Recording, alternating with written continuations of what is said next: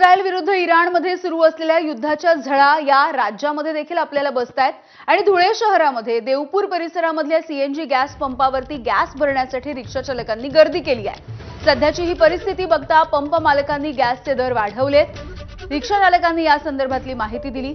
याआधी 45 ते 50 रुपयांना मिळणारा गॅस 80 ते 85 रुपयांना सध्या मिळतोय। 7:30 वाजेपासून आलोय।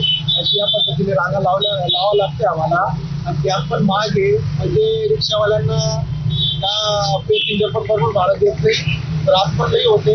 गॅस बरोबर भेटत नाहीये।